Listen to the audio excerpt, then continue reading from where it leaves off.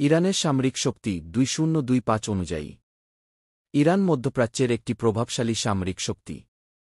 তাদের সামরিক বাহিনীকে কু-আর্তেশ-ই বলা হয়, যার মধ্যে রয়েছে সেনাবাহিনী, নৌবাহিনী, বিমান বাহিনী এবং বিমান প্রতিরক্ষা বাহিনী।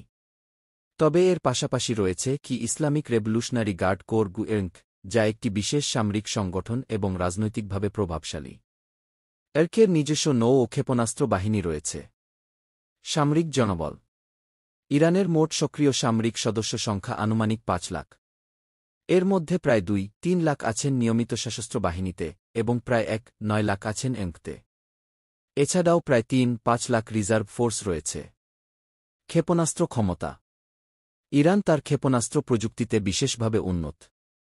তারা নিজস্বভাবে বিভিন্ন ধরনের ব্যালিস্টিক মিসাইল তৈরি করে, যেমন শাহেব-3, যার পাল্লা প্রায় 2000 কিলোমিটার। সেজ্জেভ-2, কঠিন জ্বালানিভিত্তিক মিসাইল, একই রকম পাল্লা। ফেঘ-110 ও জওফাঘার, স্বল্প থেকে মাঝারি দূরত্বের মিসাইল। এই মিসাইলগুলো ইরানের মূল প্রতিরক্ষা কৌশলের অংশ, কারণ তাদের বিমানবাহিনী অপেক্ষাকৃত দুর্বল। বিমান ও বিমান প্রতিরক্ষা ইরানের বিমানবাহিনীর অনেক বিমানই পুরাতন, যেমন F-4 ফ্যান্টম, F-14 থামখ্যাড, যেগুলো 1970-80 এর দশকে যুক্তরাষ্ট্র থেকে কেনা হয়েছিল। ইরান এগুলো নিজেরাই মেরামত ও আংশিকভাবে আপগ্রেড করে। তবে তারা আধুনিক বিমান প্রতিরক্ষা ব্যবস্থায় জোর দিয়েছে, যার মধ্যে রয়েছে বেভর 373, রাশিয়ান S-300 এর মতোই একটি ইরানি সিস্টেম, থোর্ম-1 এবং S-300, রাশিয়া থেকে সংগৃহীত। নৌবাহিনী ইরানের 2টি নৌবাহিনী রয়েছে, একটি নিয়মিত বাহিনী এবং একটি এরঘের নৌশাখা। তারা পারস্য উপসাগরে ছোট কিন্তু কার্যকরী নৌকা, সাবমেরিন ও মাইন ব্যবহার করে অ্যাসিমেট্রিক ওয়ারফেয়ার কৌশল নেয়। তাদের কাছে কিছু ক্ষুদ্র সাবমেরিন রয়েছে, যেমন ঘ্যাদের ক্লাস, যা উপকূলবর্তী লড়াইয়ে কার্যকর।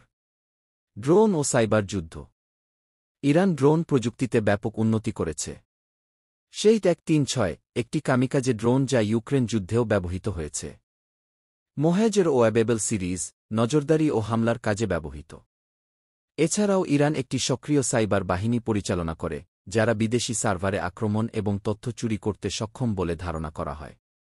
পারমাণবিক কর্মসূচি ইরানের পারমাণবিক কর্মসূচি নিয়ে আন্তর্জাতিক উদ্বেগ রয়েছে।